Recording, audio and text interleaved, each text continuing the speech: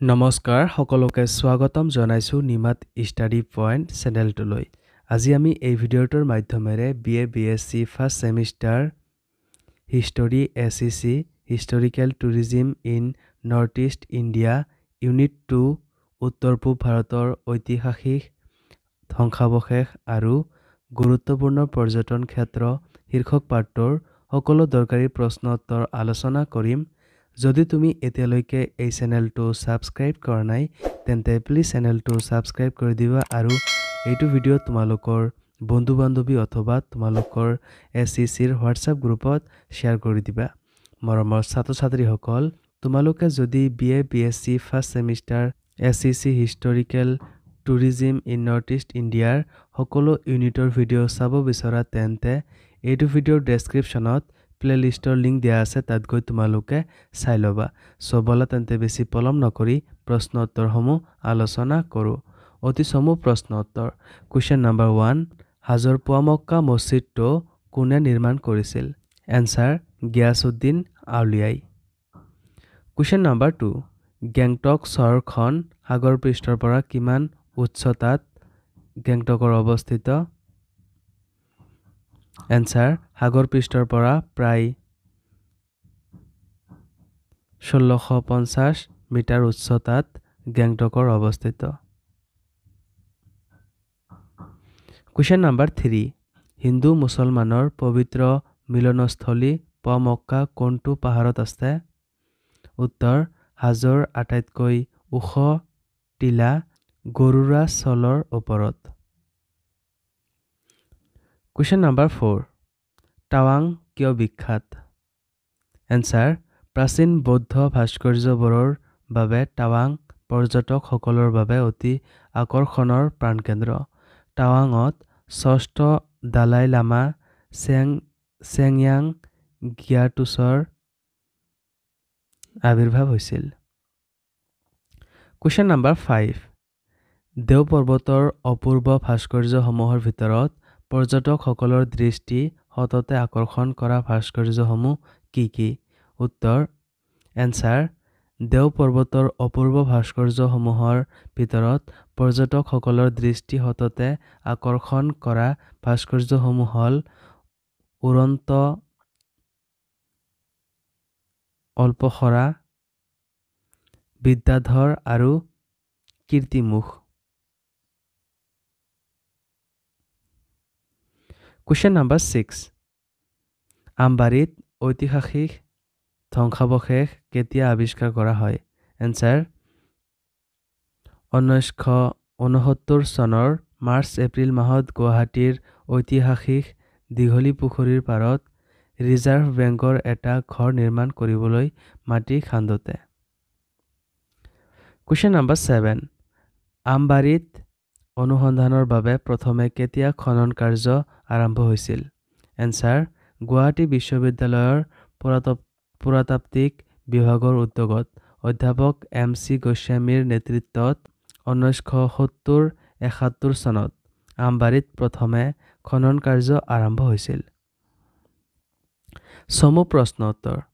Question number 1, অসমৰ কোন কোন ঠাইত কি যুগত নিৰ্মিত শিৱ মন্দিৰ তথা শৈৱ মন্দিৰ আছে? উত্তৰটো তোমালোকে চাই লোৱা।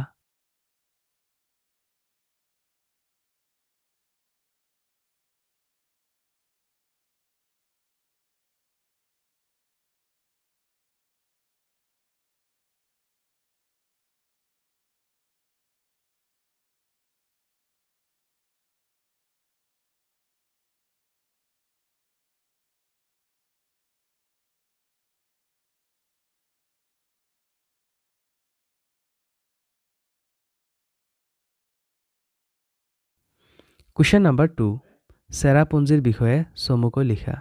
উত্তৰটো তোমালোকে চাই লোৱা।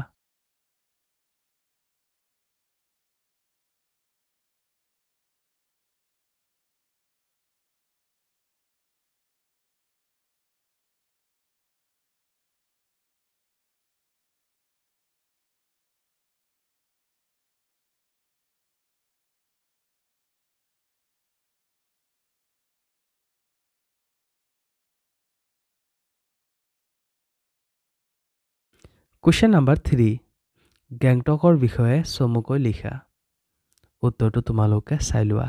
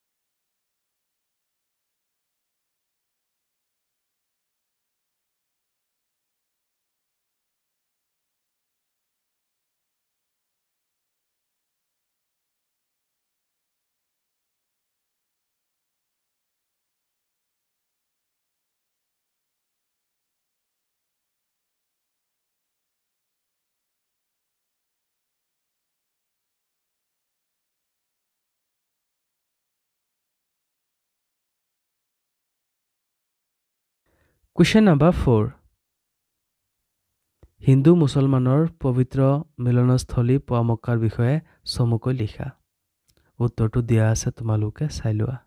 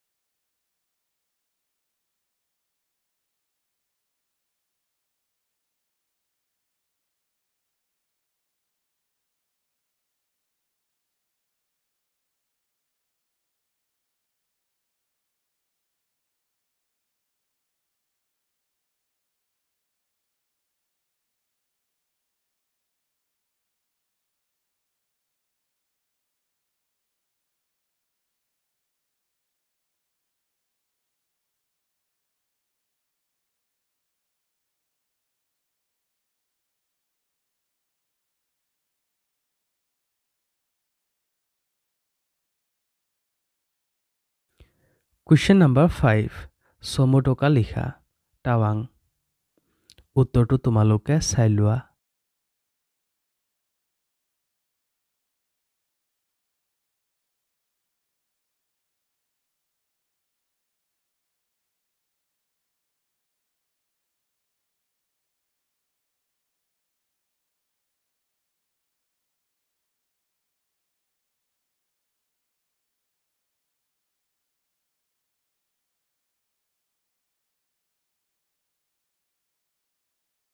মৰমৰ ছাত্ৰ-ছাত্ৰীসকল আজিলৈ এইখিনিয়ে আশা কৰোঁ এই ভিডিঅ'টো তোমালোকক সহায় কৰিছে যদি ভিডিঅ'টো ভাল লাগিছে তেন্তে এইটো ভিডিঅ' তোমালোকৰ হিষ্টৰীৰ SECৰ হোৱাটছআপ গ্ৰুপত শ্বেয়াৰ কৰি দিবা চেনেলটো যদি এতিয়ালৈকে ছাবস্ক্ৰাইব কৰা নাই তেন্তে প্লিজ চেনেলটো ছাবস্ক্ৰাইব কৰি দিবা আৰু তোমালোকে যদি BA BSc ফাৰ্ষ্ট ছেমিষ্টাৰ হিষ্টৰীৰ SEC historical tourism in north east ইণ্ডিয়াৰ সকলো ইউনিটৰ ভিডিঅ' চাব বিচৰা তেন্তে এইটো ভিডিঅ'ৰ ডেছক্ৰিপশ্যনত প্লেলিষ্টৰ লিংক দিয়া আছে তাত গৈ তোমালোকে চাই ল'বা ধন্যবাদ